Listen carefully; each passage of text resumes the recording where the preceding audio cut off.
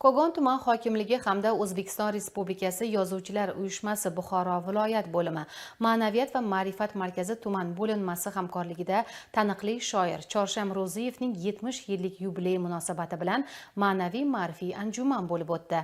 Hozir shu haqda.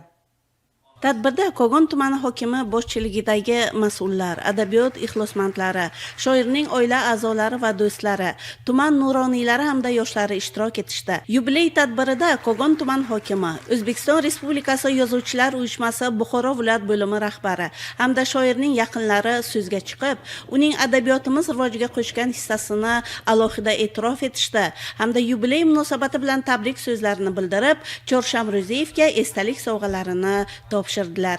Tadbir davomida shoir hayoti va ijodiy faoliyati to'g'risida yig'ilganlarga video lavha namoyish qilindi.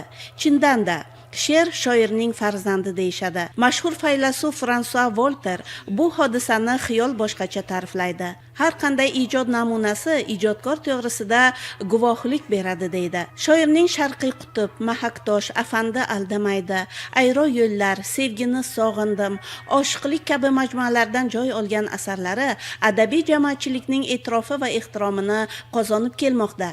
Shoirning tirik va samimiy tuyg'ulari aks etgan g'azallari o'quvchi chanqog'ini bir qadar qondirgandek bo'ladi go'yo.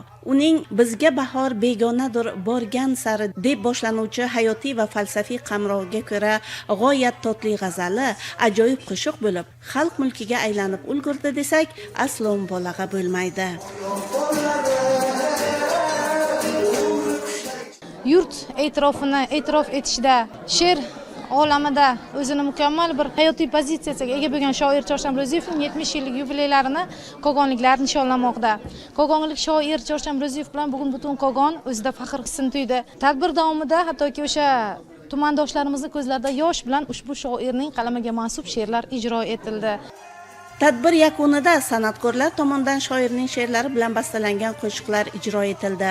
Sahna ko'rinishlari namoyish qilindi. She'rlaridan namunalar o'qildi. Mazkur ijodiy uchrashuv tumanda adabiy muhitni yanada boyitdi hamda yosh avlodni badiiy merosga hurmat ruhida tarbiyalashga xizmat qildi.